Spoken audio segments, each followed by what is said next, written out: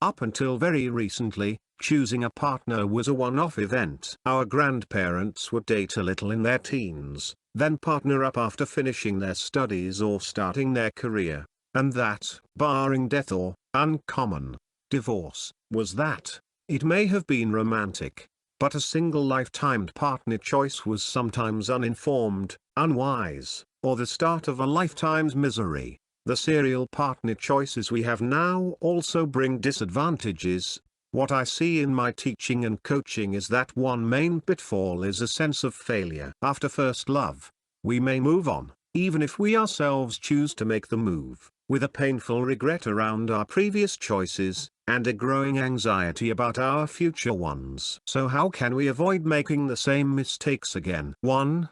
Look to the past. First, we need to look to the past. Our previous partner choices will certainly have been based on the mental presuppositions that we've gained over the years. From the very beginning, did childhood instability make us opt for uber chaotic and unhappy, or uber stable and boring, partnerships? Has our passion for the cultural ideal of romance made us vulnerable to the kind of excitement only provided by players? Family, friends, the media will all have given us deep, but not necessarily correct or wise, beliefs about what a relationship should be. Now could be the time to examine those beliefs carefully and lay some aside. 2. Be ready. Even if we want a relationship, often we aren't ready. It's hugely tempting to assuage the fresh agony of a recent relationship ending, and the lingering pain of all the previous endings, by partnering again. But recent studies suggest that breakups can, physically and emotionally,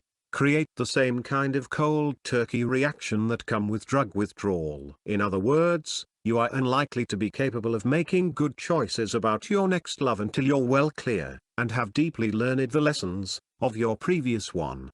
3. Beware chemistry. In love is wonderful, and I thoroughly recommend it, but that kind of overwhelming feeling of chemistry is, physiologically as well as emotionally, an altered state. And it's likely that some of the mistakes you regret from previous relationships were down to the influence of what Plato calls divine madness. So while falling deeply in love is one of the loveliest beginnings, you're best to wait until passion levels out before you commit. Some estimates say that leveling happens after 6 months, others after 2 years.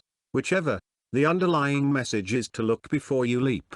4. Focus on relationship. Here's one mistake almost everyone makes: seeking a person, not a partnership. Because what matters is less who you pair with as the relationship that results from that pairing. So if you define your partner target by specifications such as height, weight, interests or income, your search patterns will be misguided. You may well find a match, but ultimately it may not be the match that delivers the happiness you want. This time round, instead do what I call the normal, happy day reflection, thinking through what for you might be the minute-to-minute experience of a contented relationship. Then find a partner who gives you that experience, and, whatever they look like and whatever their hobbies, they'll prove a good choice. 5. Dig deeper. That said, there are 3 factors on which you should stand firm: that a partner has similar values, similar life goals and a complementary personality. If you deeply believe that family comes before work, unreservedly want children and are a raging extrovert,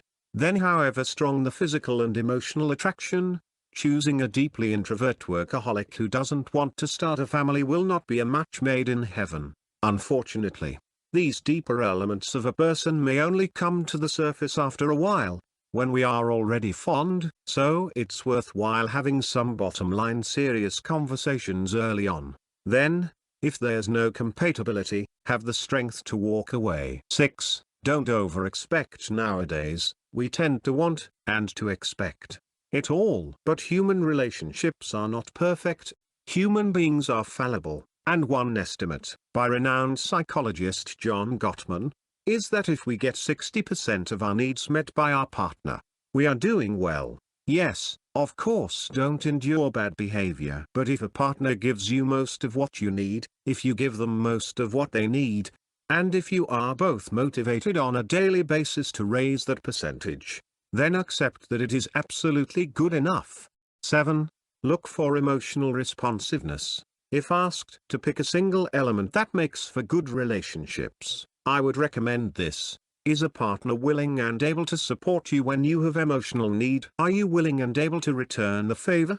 If not, it's unwise to stay. Ironically, though, we repeatedly do. For a lack of this kind of responsiveness is often what keeps us stuck in a toxic relationship, hoping against hope for a happy ending. If you have ever hung in where your emotional needs were largely not met, or where you felt largely unable to meet your partner's needs, let this be the moment when you swear never to make that mistake again. 8. Follow the 90-day rule. A final action point. When starting a relationship that seems hopeful, don't wobble. Instead, give it time. Specifically, 90 days. For it's over that time period that the patterns of your interaction will have started to establish themselves. And you can see, in headline, what is happening between you. Can be good for each other? If after 90 days the answer to that question is no, then the relationship is unlikely to ever come good. If after 90 days things are increasingly positive, then carry on, not necessarily forever but to see whether you continue to thrive.